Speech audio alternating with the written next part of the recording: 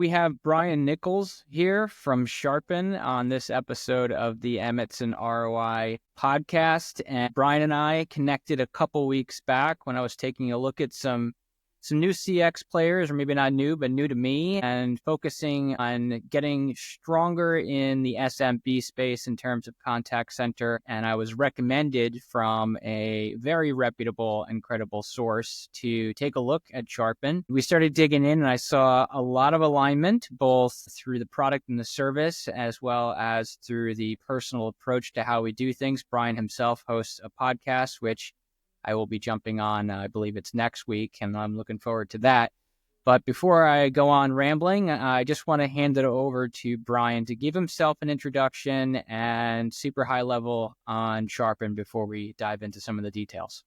Daniel, you're the man. Thanks for having me on. So yeah, I'm the regional channel manager here at Sharpen for the East Coast and North Central. So I pretty much oversee everything from North Dakota down to, over to Maine and down to Florida, and all that in between. Pretty much, if you draw a straight line, well, is it straight from the Mississippi River going up? That's pretty much everything east my territory. But regardless, no, Daniel, Sharpen, right? You kind of hit the nail on the head. We are a very unique player in the CX space, namely because we're really trying to do things differently than everybody else. And so when you look at where most of the providers spend their time, it's going after those large enterprise types of call centers, right? And everybody out there, you think of a call center, and our mind instantly goes to that big, ginormous room where there's hundreds of people sitting there making and taking phone calls.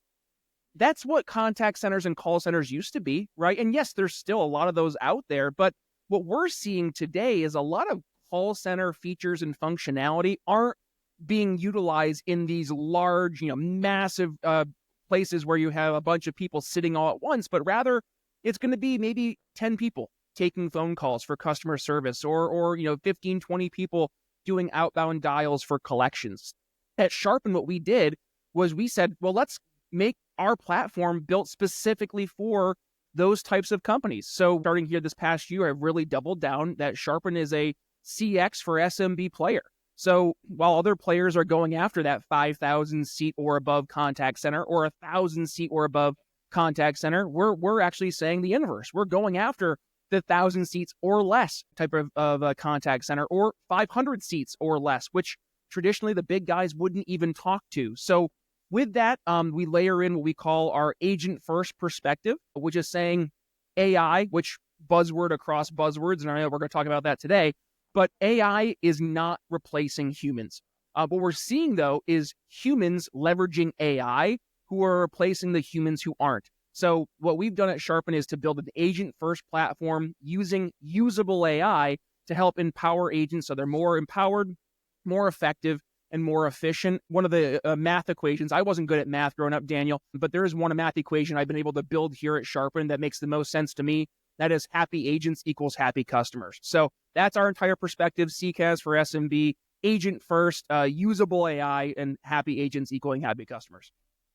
Well, I would argue that calculation is more valuable than some of the other, we'll call calculus that we all learn. Negative B plus or minus the whole square root, right? That whole quadratic formula, all that fun stuff that just lives in your head rent-free.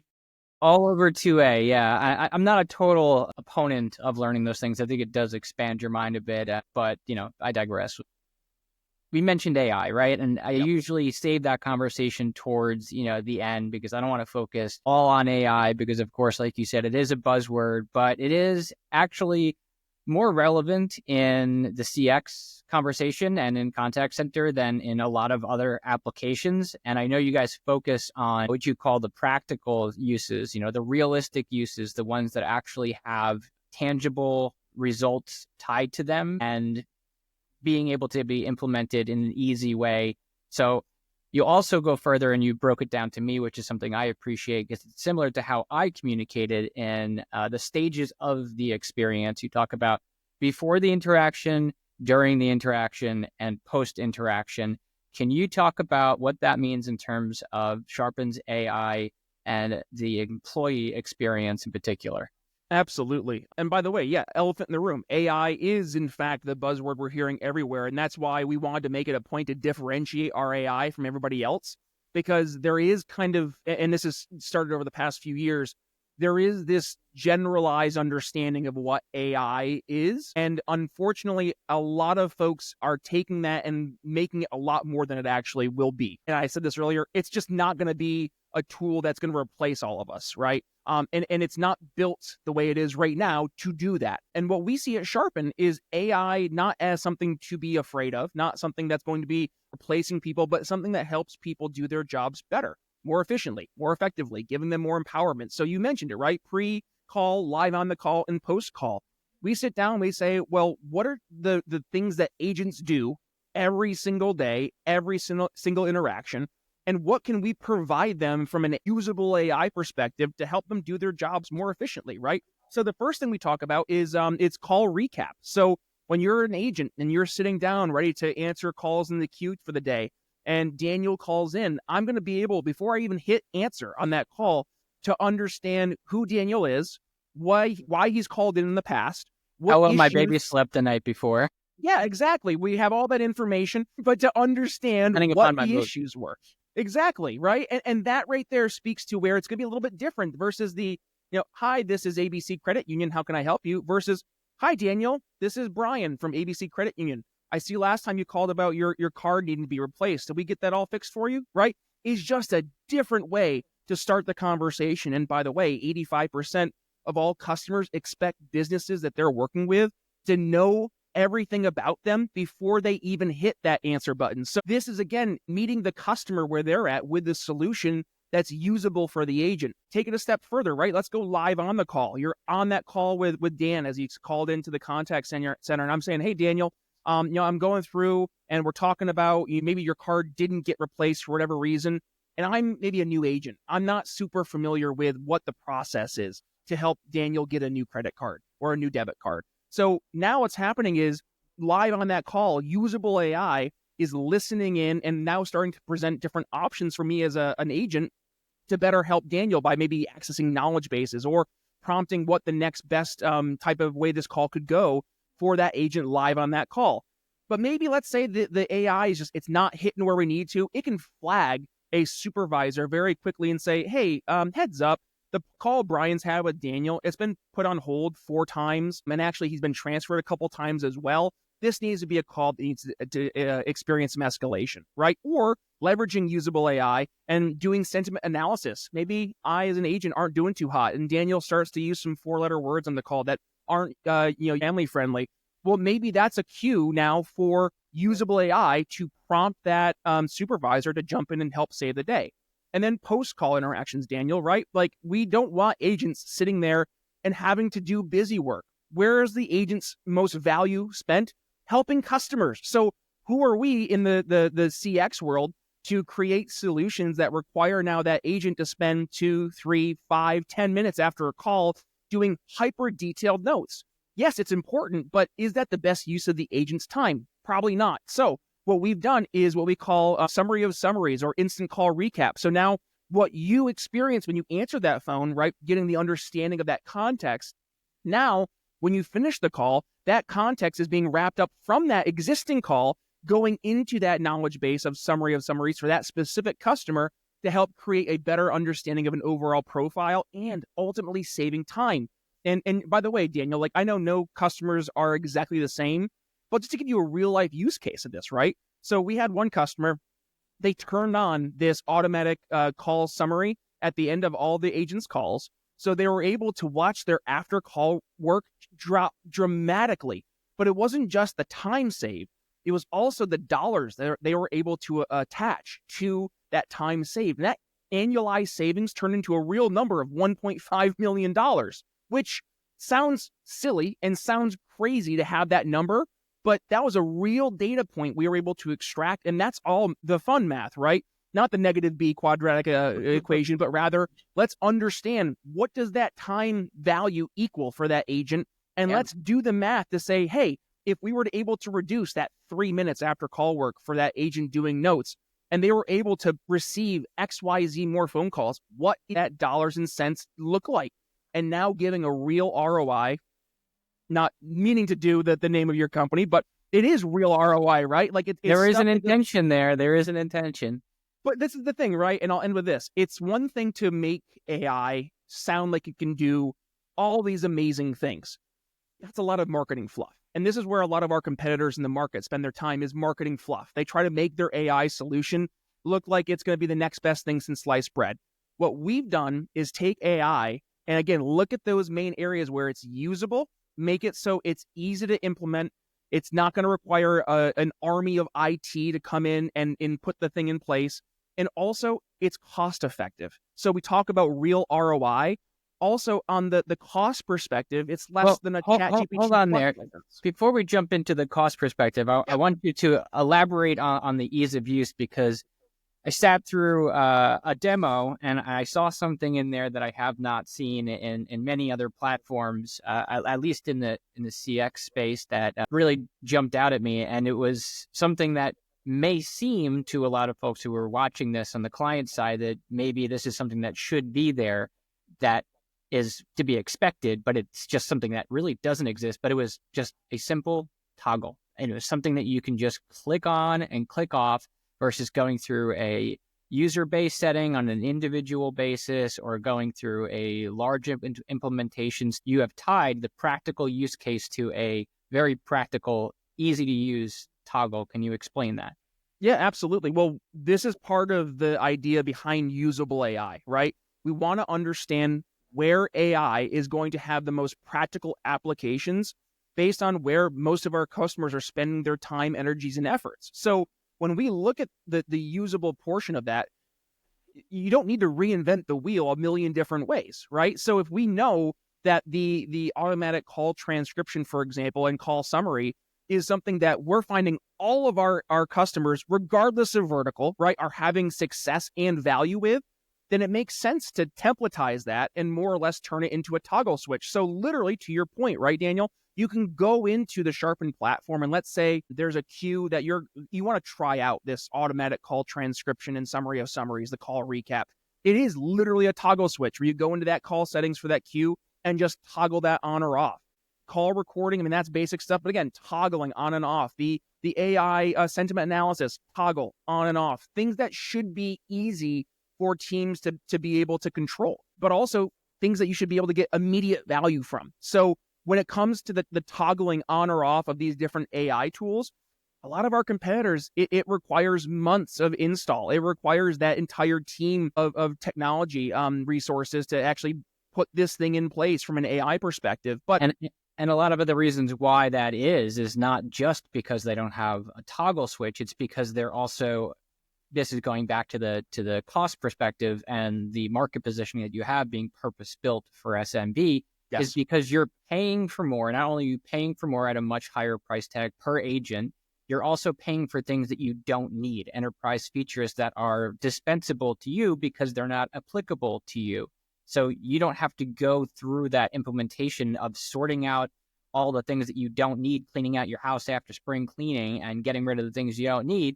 You don't have to spend the time doing that. You don't have to know how or what they are. I mean, how many times have you gone into your iPhone settings and you're like, well, what the heck is that? What is that setting? Do I need that on? Do I need it off? That's the same thing that could happen to you if you're getting into a CX supplier that maybe doesn't fit your needs, or you don't have the technical expertise to help you understand that or get through it.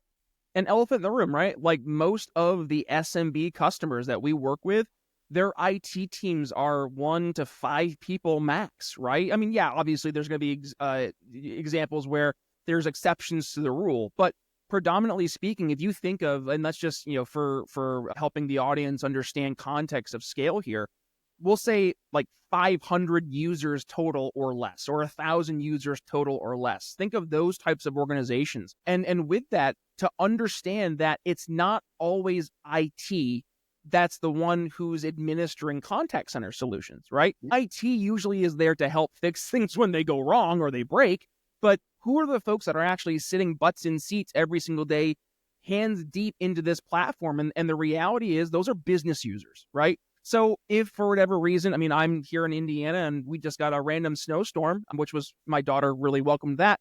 But let's just say, for example, roads were really slick and all of a sudden you're not able to open up your branch if you're a credit union. I'm just going back to the credit union because we have a lot of success there, for example. But let's say you need to go in and quickly change your IVR.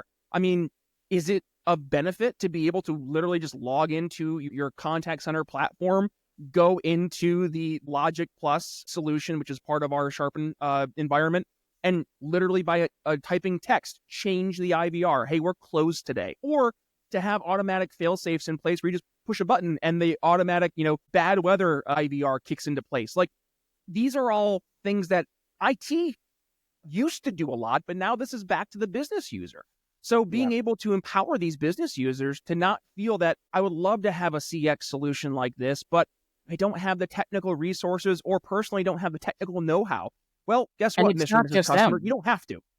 And it's not just the customer that has, I think the customer's expectations that they have on managed IT providers, and this is of course not the case across the board, but technology has sprawled out so far and wide and vast that just because you have a managed IT provider doesn't mean that they're CX experts. Right. Doesn't mean that they're communications collaboration experts. Like you said, a lot of the time they have it for, break fix. They have them for managed email or trouble tickets and help desk and fixing computers and setting up computers and distributing hardware, maybe cabling or something like that. But it's not always that they're so familiar with these types of technologies and platforms because there are hundreds of thousands of different applications out there. So it's also a value to IT teams to want to support a technology that is as easy as Sharpen is. And that brings me to another point we were talking about is what happens when either maybe it's the business owner or office manager or sales manager, or it is the IT team is running into any sort of issue that has support, because let's be real about it, no matter what your provider is and anything, there's always going to be something that needs to be addressed by support. And it's highly, highly important that you have US-based support in your case, which is also a huge plus, and that you have the type of, we'll say, value to the supplier where they actually appreciate your business, where you're being prioritized, not kicked down, the chain and treated like you're dispensable. The second-class citizen syndrome, I call it, right? Like, we see this quite a bit. If you're not an enterprise type of customer for a lot of these bigger players, well, you're not going to get the best of best support. So what happens is you end up getting shipped overseas and you get some tier 3 support, and you might get your issue resolved sometime soon or later or longer. And that's the reality of the situation. Whereas you mentioned at Sharpen, US-based support is the name of the game for us. And not only are we US-based support, we treat all of our customers with the love and support that they need, because that's our entire philosophy, right? Is supporting those SMB customers. But also we eat our own lunch, right? So when you're calling into Sharpen support, we're using our platform to answer those calls, right? So not only do we sell Sharpen, but we leverage Sharpen internally, and our agents love it. Our average customer service agent is around Sharpen at least 5 years or plus, because the tools are meant to help those agents have a more positive experience, and to give the customers a more positive experience. So when you're talking about, your average situation, what would you prefer? To call into support where you get sent over to India and you have to be on hold? And again, this is not anything about the people you're talking to, but just the reality of the situation. There is a language barrier. There is a culture barrier. You want to be able, as a small business owner or somebody in that SMB space, to talk to somebody who not only can understand very quickly what problems you're experiencing, but actually do something about it, right? And it's the do something about it piece that we at Sharpen really pride ourselves on, because when we get customer suggestions or issues, we are very much real time working on those problems to give immediate resolutions. And we have a customer advisory board, and constantly hear one of the number one things they appreciate about Sharpen when we meet quarterly is that Sharpen takes the concerns or takes the recommendations that they bring to the table, and we actually listen and do something about it. So instead of just saying, that's a really good idea, we'll see what we can do next quarter, we say, wow, that's a great idea. And as a matter of fact, here's the roadmap of how we're going to address that by the end of Q2 next year, right? So it's no longer like these are all great ideas that we can bring in based on the pain points we're hearing from customers. It's these are pain points you brought to the table or areas we can improve. We're doing something about it now. And that is inherently different than a lot of the other providers out there. Yeah, it's not a suggestion box that's meant to pacify people. It is something you actually take action on, which is nice to hear. I wanted to ask you to dial it back for a second, because I think we didn't do the service of really differentiating for some of the folks out there that are not even familiar with contact center itself and its inherent benefits before we started getting into the weeds of things. And that was my fault for jumping into the AI conversation too soon there. But you mentioned something also in our demo that, you had a client recently, I forgot the industry it was, but they thought they had a contact center. What they had was a very basic call center, which wasn't even a call center. It was really just a UC solution with a hunt group. Yep. So can you explain the differences between call center and omni-channel and what that means to the customer experience? Absolutely. So apologies in advance. This is going to get a little deep, right? But this is like the basics of call center to contact center to cloud-based solutions 101, right? So back in the day, in order to make or take a phone call as a business, you would buy a phone system, right? So that was a piece of hardware. It was a box, right? Sitting on-prem in your basement or in your telco closet. And that was the way that you would be able to make or take phone calls. So with that, you start to add in a bunch of these different features, functionality. And after a while, you start to see companies say, well, instead of having to buy all these little boxes and hook them together and all these different services and hook them together, what if we just took all of this and put it into the cloud? That's what they did. And we called it UCaaS, Unified Communications as a Service. So then you go to the call center world, right? So we had that traditional device, that box on-prem, making and taking phone calls, and to add more boxes to start creating more of that call center environment. So let's add an ACD, an automatic call distributor. Let's add an IVR, right? Let's go through, start putting in different like CSAT tools to be able to understand how our agents are doing and are our customers happy. Let's start adding in CTI, computer telephony integration, so you can have real-time screen pops. All these different pieces of technology, workforce management tools, you go down the list, right? Remote workers, being able to tunnel them in. All of these things were brand new boxes that you would be purchasing, one-time investments. But then what happens is you have your phone system box and you have your ACD box and the IVR box and you have the WFM box and all these different boxes. They're from different companies. So you'd have to make them talk to each other, right? So now you have to hire a system integrator. So system integrator comes in and we call it the spaghetti monster, where you just have all these different red lines going everywhere, connecting all these different boxes together. But what happens when the workforce management box upgrades? Well, you got to call that integrator back in. He's got to come in, update everything, and everything that was hooked into now also has to be updated, right? So all of a sudden you have a lot of messiness, a lot of extra costs. So companies said, well, wouldn't it be easier if instead of companies having to buy all these individual boxes, just put it into the cloud, right? And then offer it as a service like we did for the phones. And that's what they did. So back in the 2000s, you started to see the advent of these contact center as a service companies. And by the way, there's one important piece I neglected to talk about, and that is the difference of a call center to a contact center, right? And what we saw was as email, chat, social media, those start to become more and more pieces of the conversation. I like to say one of my little, like if I was Woody from Toy Story and you pulled the string in my back, one of the things I like to say a lot is you got to meet people where they're at, right? On the issues they care about. So in this case, the issues people care about is I have a problem. I need to interact with this company whenever and wherever I can. And I'll give you a real life example of how this actually would look. Exactly. And this is the important part, right? Because real life example, you'll appreciate this, Daniel, as a new dad, right? So I leverage Hootsuite, which is a social media scheduling tool. I've been using it for a long time.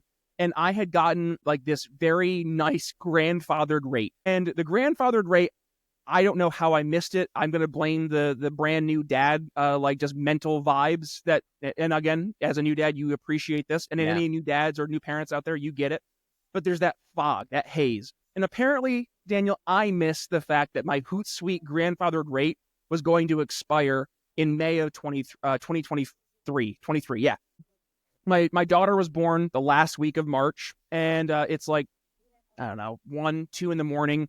We're doing one of the late night feedings. My wife is nursing, and I'm sitting in the chair, and all of a sudden I hear my wife say, why is there a $1,200 charge on our card to Hootsuite? And I go, oh, and it just hits me. I forgot to cancel the subscription because it was ending my grandfathered license.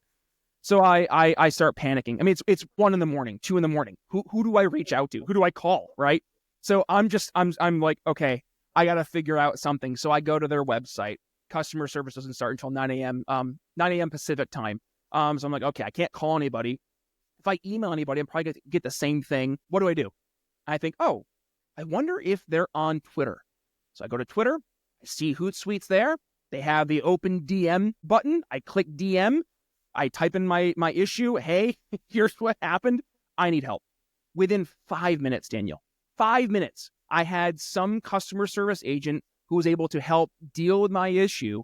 And within about an hour or so, the charges had been reversed and I was downgraded to like the basic level of Hootsuite, right? So that is a very real life example. As a consumer, right? I needed to reach out to a company immediately. So what ended up happening was I was able to contact this organization through an omni-channel solution, through Twitter. But if you have all these different touch points in their own little silo, right? So you have your Twitter silo or your Facebook silo or your email silo. What happens is you end up having things get missed. So what a true contact center solution does is it incorporates all of these different solutions into one pane of glass. So now as a customer service agent sitting down at a queue, I can see all my call interactions coming through. I can actually see all my email interactions coming through, text, Facebook, Twitter. You start going through the list. How could customers reach out to you? And as a company, now being able to meet those customers where they are with a solution that is easy to use, it's intuitive, and from a customer experience standpoint, it's only an added benefit. There's nothing to lose here, right? So when you take call center, contact center, and now we have it all in the cloud, right? And we call this CX, we call it CCAS, whatever you want to call it. Now all of a sudden it's a matter of, well, which flavor fits my organization? A lot of the big players, the enterprise players in this space, they kind of do like this one size fits all approach, right? Whereas we as an SMB CX provider, we're much more nimble. We're able to not only meet those customers where they are and build very unique solutions built entirely for them, but also back to the point we were talking about earlier, have things templatized based on perfect use cases of examples from customers that we work with who are doing this already and bringing those solutions. So it's not a matter of reinventing the wheel. Now it's just putting the wheel on. So we've seen, and again, let's go from the very beginning. The only way to talk to a company was to actually do that physical phone call, right? To now today, I can do a phone call. I can do an email. I can do a chat. There are multiple different ways for a company to now interact with customers. And it's on the companies now to figure out ways to incorporate these different solutions into their communications platform. And the sad reality, as you mentioned earlier, is a lot of the smaller, we'll call them UCaaS providers, those UC, the first example I gave, right, for the inside the business where they took the phone system, put the cloud, those solutions were not built to be contact centers. They were built to be business phone solutions.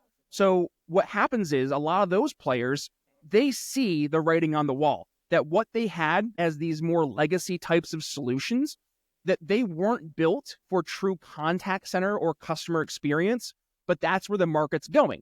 So what they've done is they've created this kind of like funhouse mirror version of CX where they can say, well, it's call center light-ish, kind of. But to your point, what is it really? It's a hunt group, which if you're in the world of CCAS or UCAS, you know that's like just a standard offering of a UC solution. You're just reskinning it in a way to make it sound more than it is. But then on the other side, as you mentioned, the big players, they'll bring their solutions and say, oh yeah, I can do everything you guys want to do. But what happens is when the SMB customer sees the price point, they go, I can't do this. That's way too expensive. And then the enterprise provider has an option. Either A, they say, fine, then this isn't for you. Or they say, well, we really, really, really want your business. So what we're going to do is we're going to give you this solution at a discounted price. And we aren't really going to address the elephant in the room that we're giving you a much watered down solution. So even as you are now getting access to a CX solution with all the different means to interact with people, it's not going to work the way you want it to work, right? And that's the difference. There's something else to add to that, which is where you are today with your needs as an organization is not where you're going to be in 2, 5, 10 years. And the fact of the matter is, going way back into your story there, was you decided you wanted to go on Twitter. Now, I don't know how old you are exactly, but when we're talking about the new generation of customers that are going to be inheriting the wealth from the older generations, and I'm 37, so I'm not one of them, but the younger generations not only prefer to use nonverbal means of communication, things like digital self-service, like web chat, social media as well, and email. Those are the preferred channels of the younger generation. And if you're an organization that is going to make an investment in improving your customer experience, trying to choose a supplier that fits that, you are likely going to want to choose a supplier that is built for it today, that can scale their technology with the evolutions of the way people are going to communicate in the future. You don't want something that's behind the curve trying to catch up to it. You want something that is built for it, that can be a leader in developing the technologies. So as new capabilities come out and as new enhancements in the feature sets do arrive, they're going to be either in pace with it or an innovator leading the pack. Yeah, absolutely. And by the way, you mentioned this on the show I host, which you will be on coming up here next week. It's called CX Without the BS. And on that show, back a couple months ago, we had Michael Del Signore. Michael is the head CX solutions architect for Intelisys, which is one of the larger national technology service distributors out there in the United States. And when we had him on the show, we were kind of like trying to figure out where does Sharpen really fit when he's looking at all the different CX providers. And I mean, they're working with all the big names that everybody knows and loves, down to some of the more niche players in the market, right? And then all the other ones in between. And we're asking him, we said, Michael, where do you really see Sharpen, not just today, right, to your point, Daniel, but where do you see us as we're going forward in the next year, 3 years, 5 years, and specifically relative to where the industry is going? And he led with the point, and I can't agree more. I mean, I could agree more, but I'm not going to, because he hit the nail on the head. And that is, Sharpen as an organization and companies like Sharpen are built to be more or less that David versus Goliath. We're the Davids.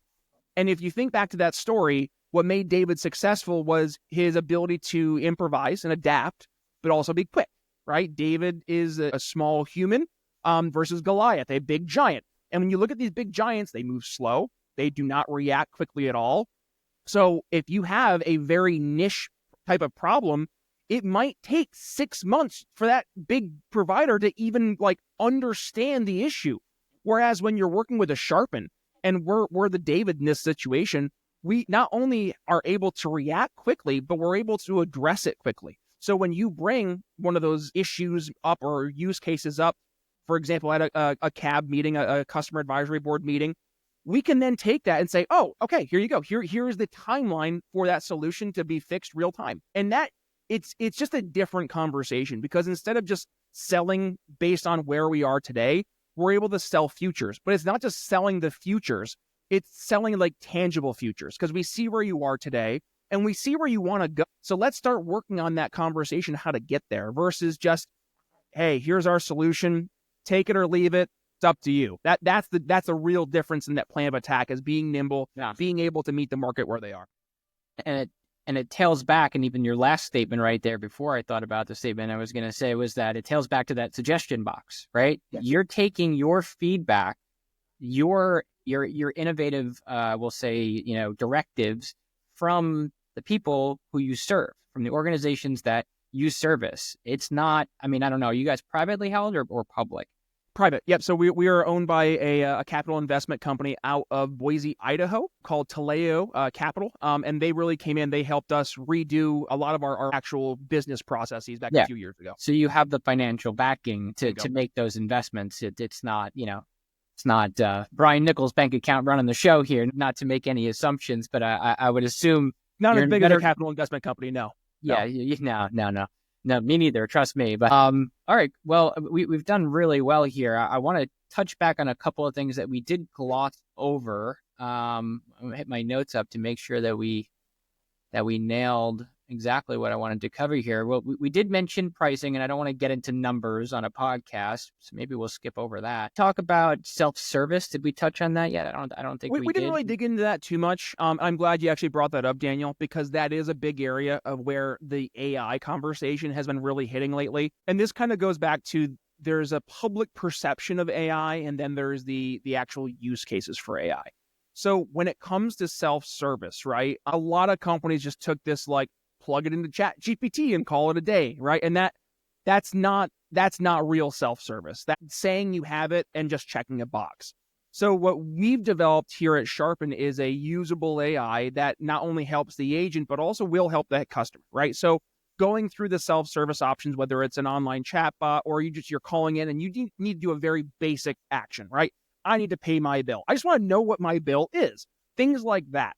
20. Giving the exact 20, and that's the piece right there. It is real time, anytime, versus when that 9 to 5 business operating hours are. Another huge difference between call center as well. You could think we have an excellent call center. We do a great job there. It's like, great. Well, you do a great job within, Eastern Standard Time between the hours of, 8 and 5. But what happens when you have the situation like yourself or myself when we need to address things when we're being kept up by screaming infants? Yep. Well, in real life example, right? I was on a call back, 2 years ago when I first joined Sharpen, and it was with an insurance company. And we're talking through their use case. And they, by the way, were incredibly proud in the fact they have a live answer and, she can handle all the calls that come in. And it was great. And I said, that's awesome. So what happens when a call comes in at 5:01 p.m.? Well, it goes to our answering service. And what does the answering service do? Well, they take a message. And then what happens? Then somebody reaches out the next day. Okay. So what if, let me ask you this, what are the use cases that person is usually calling in at 5:01 p.m.? Oh, maybe they need to check their bill, or they're just trying to do, something, they're trying to pay an invoice, right? So what if you were able to just offer a self-service tool? Now you can contain that caller in the IVR, and they don't need to talk to a real person. That they have the option during business hours to talk to that real person, or if it's after business hours and it's really important, they can talk to a real person at your answering service. But if it's something where they can take care of their issue right then and there, would there not be a real financial benefit as well as customer experience benefit to have some type of option for them just to say yes or no to?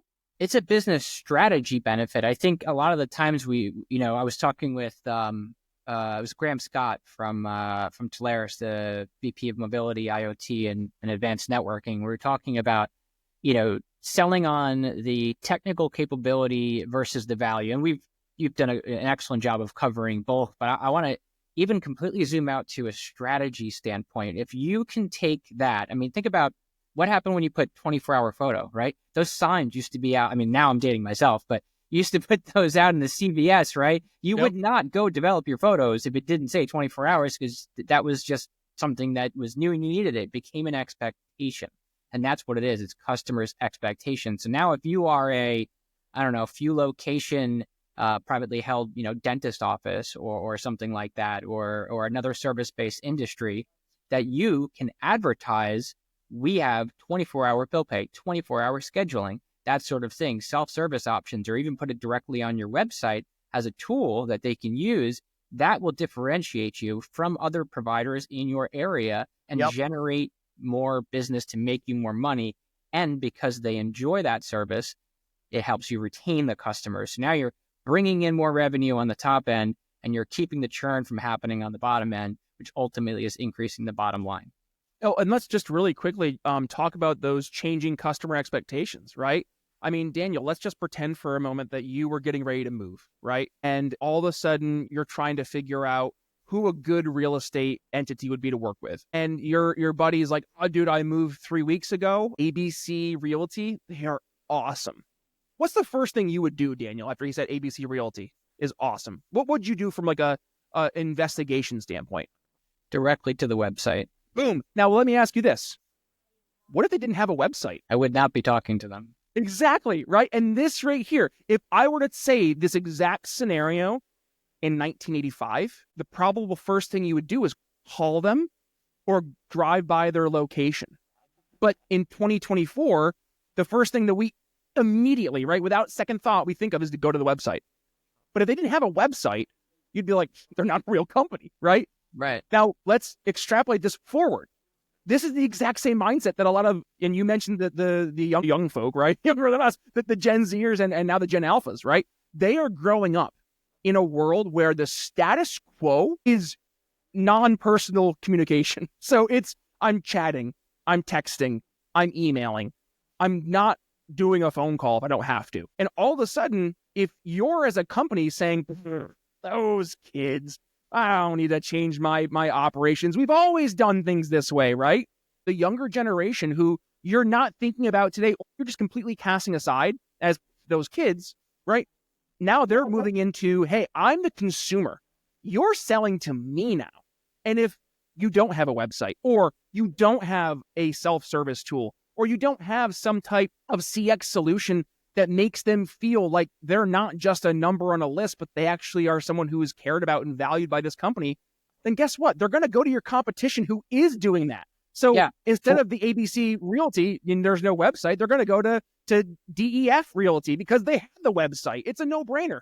Yeah. Or I want to add to that is maybe you do have some sort of, self-service light scheduling tool or something on the website, but it's a separate platform and it's disjointed and you have somebody managing that's missing it and it's not connected to another agent and Siloed. It's falling through the cracks. That's not sufficient just to check that box and say, hey, I have a scheduling tool on the website. If it's not working with your other systems in an efficient manner that you could manage in real time and respond to very quickly. I mean, every marketing person, every marketing leader in the world knows that a hot lead is a hot lead and it expires very quickly because if someone is interested in something, they're interested in it now. They're looking at it. And if, like you said, they're not getting the engagement from you as a service, they're going to somewhere else. And I think it's incredibly important that people have this in mind. It's like Wayne Gretzky, skate to where the puck is going to be, not where it is today, because it is actually here today anyway, but it's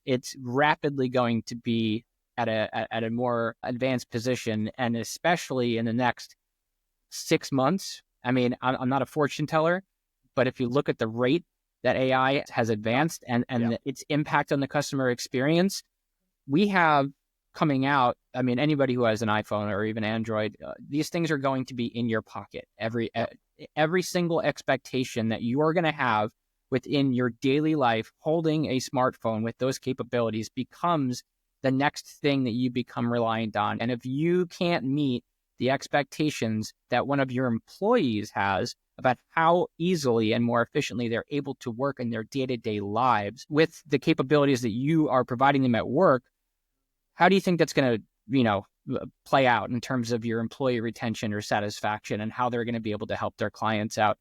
And how do you think it's going to happen, in terms of your customers? I can tell you, Daniel, it's going to be great.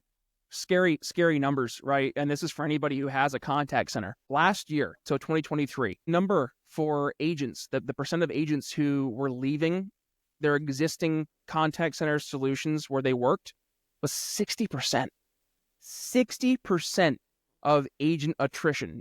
So just think about that, folks, right? Yeah. Like if you hire 10 people on January 1st, that means by the end of the year, you only have 4 of them left.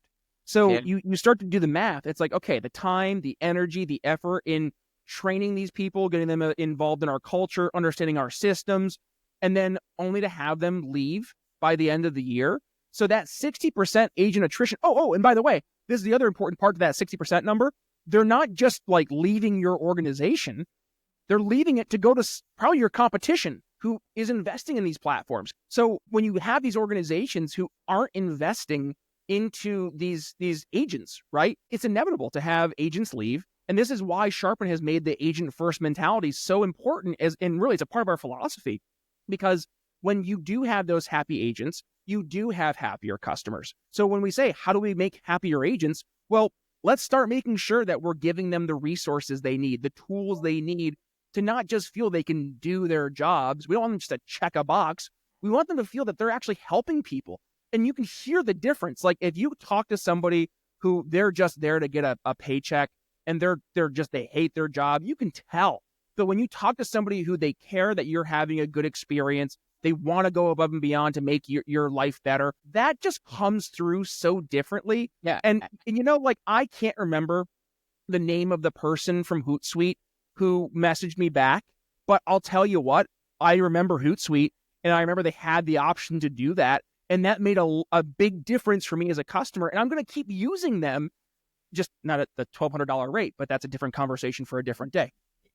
I'll give you this example, and I'm laughing and I'm smiling because I'm thinking about my wife. And you're mentioning there was a lot of Richard Branson quotes and thoughts in there, and that was the train your employees well enough so they can leave, but treat them well enough so they don't. Equipping them with these tools that work properly and easily is treating your employees. That's how you're treating them these days. Technology is a condition of the workforce. It is now. That it's not just, free snacks and sleeping pods or Google, I don't know, whatever it is, terrible examples, but it is technology as a condition of the workforce. And I'm laughing because my wife, who I love very dearly, is one of the most if you put you and her in a room together, I think the word count would just blow up, and you'd be talking for hours. The two of you have this verbal capability to continue conversations so fluidly. And again, I'm going back to Virgin Voyages here, which is where Richard Branson brought me to. My wife and I have taken a few cruises with them, and they're excellent. They have the happiest employees in the world, and I don't know who's providing their CX, but they're doing a good job, or at least the training is on the agent side, because I do remember the agent's name, and her name was Ginny, because they call you have that experience where they're super happy to hear from you. They knew when we went for our honeymoon, we used Virgin Voyages in the Mediterranean. So when we called back for another trip, they knew our trip. They said, how was Tulum? How was and they knew our actual excursions that we took an e-bike ride through the countryside of France. Said, how did you enjoy your e-bike ride? We're like, we loved it. And then from there, my wife is just on the phone for like 25, 30 minutes just talking to before we even got to like the issues, right? And it was an incredible experience. We can't wait to go again. So you make memorable experiences that way, and you drive loyalty, which is important, because I'm here talking about it to you now, and I've talked about it to a lot of other people. And word of mouth is the most effective form of business development you could possibly have. Preach. And by the way, I say everybody's favorite fast food restaurant. I don't really eat much fast food, but Chick-fil-A, right? I mean, it's the same idea. People just rave about the customer experience because, wow, all of their employees just seem like they're so happy, and they're kind, and they go out of their way to make you feel that you're more than just a person in the drive-thru, that you're a member they care about. They want you to come back. And I mean, goodness, we know the elephant in the room for businesses is recurring revenue, right? So what better way to create recurring revenue than create recurring customers? And how do you create recurring customers? Create happy customers, right? Yeah. And how do you do that? By giving them a customer experience that it shines above all of your competition, to the point that they're not even saying like, oh, I had a bad experience with ABC Corporation. But like you didn't talk crap about like Royal Caribbean or all the other cruise companies that are out there, but you specifically talked about Virgin and what an amazing experience it was. So you're actually like you're kind of poo-pooing the other guys by just the nature of how different and how positive your experience was with Virgin. And that is exactly what you want to do as a company, is create those experiences that just wow your customers, right? And experience, and the best way to do that the reporting, creating solutions that make sense, but also acknowledging when things don't work and fix it. I want to lead you to the reporting aspect of what Sharpen can provide in terms of, even in surveys. Like, how do you as an organization then monetize those positive experiences? Of course, word of mouth, like I said, is extremely valuable, but what if you can take that positive customer experience, and what if you can use it as an advertising tool? Like we have the 24/7, right? Now we have word of mouth, but what if you can put on your website the actual facts, back it up, no false advertising? Our customers, 9 out of 10, 9.5 out of 10 times, whatever it is, say that they absolutely love dealing with our service, whatever. You could turn that into ammunition for your business. Absolutely. I mean, like, and you mentioned the reporting side of things, right? Like, one of the questions we get asked quite frequently, and it surprises me at times how many times we get asked this, how much do you charge for your reporting? And I'm like, what? They're like, yeah, like, how much do you charge for us to reach out and build a report? I go, nothing. We don't charge for that. And they go, what, really? I'm kind of taken aback at this. And they will proceed to tell me a story of how when they reached out to one of our competitors to ask for a specific report that they wanted to leverage, it's going to be a $30,000 fee to have that company build out the report.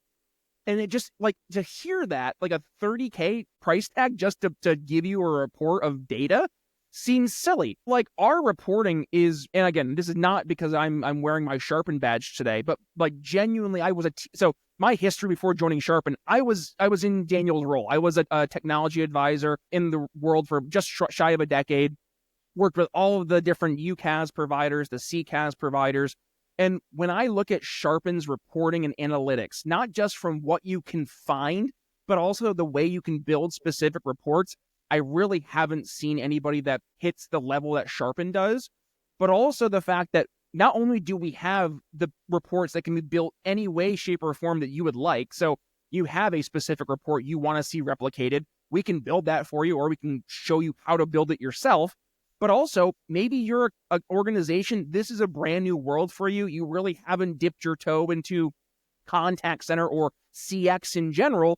We're going to give you the templates that we see organizations just like you leveraging for success, and we're going to show you why, right? So when we say, hey, this report here, this is going to address your average handle times for all of your agents. And you say, why does that matter? And I can say, oh, because we can show you a direct correlation between reducing the average handle times and the increase in number of customers or members that they're speaking to on a daily basis, which then turns into a very real, tangible dollars and cents ROI for now the more folks that they're interacting with, all by looking at that one specific KPI, that one specific metric, and making that something we're going to build a report that you can now coach on. You can now schedule based on, right? And now you can start to enable your agents. So maybe as you're putting in your LLMs for agent experience trainings and such, now you can start to incorporate some things that are focused entirely on, hey, these are the questions you ask to help improve your average handle time. And here's how you're going to practice that, right? It turns into not just well, this is something I think we should care about. Now we're giving you the context. This is a number we see credit unions or financial services or retail environments, or name your entity, healthcare, manufacturing. These are the metrics that we see they care about. And then this is why they care about it. And then this is what we're doing with a solution to help take what you should be caring about, turning it into something that is easy to implement, train around, and find real, tangible outcomes based around, right? And that is the difference, because a lot of these big players, Daniel, they won't do that. They will give you, like, they might have a data science team you can work with. They're going to charge you an arm and a leg for it. And candidly, small and medium businesses, they might not know what they need. So to kind of go in with someone like you who can help from that consultant side of things, say, hey, these are the main areas I would say you should focus on. And then based on that, who are the vendors you want to talk to that actually can do this, but do it in a way that makes sense for you, Mr. or Mrs. Small and Medium Business, who is now either growing your CX solution or starting it out fresh for the first time. Or revisiting what they have and reconsidering where they're at. Yes. Just aside from the, I don't always love to talk about pricing, but it is incredibly important for a lot of organizations, especially in the times that we are now. And it hasn't been super wonderful out there in the economy recently. Inflation is really killing a lot of people. Hopefully it's going to get better going forward. If you're currently on a CX solution that is hitting all of the pain points that Brian has mentioned in terms of has all these features you're not using, or maybe you're not getting the proper support, or maybe it's just not as easy as you like it to be, maybe reconsider and take a look at what that cost is, because you could be getting exactly what you already have that you use in an easier way to do so at a lower price tag with support that actually values you. There it is. That's right. 100%. All right. Well, I think that was a pretty good close out if you ask me. I obviously incredibly enjoyed this conversation. Brian, you are one of the most verbally gifted people I have met, and I thought that I had a certain proficiency in that area. But you have, I think people are going to be very confused who is hosting this podcast when they see it. But I'm totally fine with that. And this is one of the reasons why I asked you to come on, and I look forward to joining you on yours. Do you have any closing remarks or give us a send off? Yeah, no, at the end of the day, it really matters who you do business with in the CX space. As a former consultant myself, I remember when I'd bring options to the table, like I would hear customers be like, does it really matter, where the contact center comes from? The short answer is yes. Yeah. And candidly, that's why I am such an evangelist for Sharpen, because Sharpen is doing things differently. One of our little expressions is to help create contact centers that don't suck. And just elephant in the room, man, like most contact center solutions aren't that great. You end up just feeling like a number. You feel like, oh man, this technology, I can't reach a real person. Like the number one complaint in 2023 wasn't anything based on like company deliverables. It was based on, I want to talk to a real person when I call in for customer support and I get stuck with an AI robot, right? Like that should not be anybody's experience. So you need to make sure if you're a business owner, if you're in the world of CX, if you're in the world of IT, your contact center solutions need to meet your customers where they're at. It has to be not only able to check the boxes you're looking to check today, but be able to check those boxes in the future and work with a contact center provider who's not just selling you a service, but they're selling you a partnership. Someone who's going to sit down, understand where you are today, where you want to head to, and what pieces need to be put in place to help get you there. I'm confident Sharpen can help you create a contact center that doesn't suck. If you want to learn more, please give me a shout. I'm on LinkedIn. I do a lot over on LinkedIn. You can find me by searching Brian Nichols Sharpen, or go ahead, shoot me an email. It's first initial, last name, bnichols@sharpencx.com. I would love to talk through what you guys are currently looking at for contact center solutions. If you're or already have an existing solution, you're looking at options down the road, or if you're like, hey, maybe a CX solution or a contact center solution makes sense for us, but we haven't even started that conversation yet, reach out to Daniel, and we're more than happy to bring in Sharpen and see where we can help. Excellent. Thanks again, Brian. You got it, man. Thank you for having me on.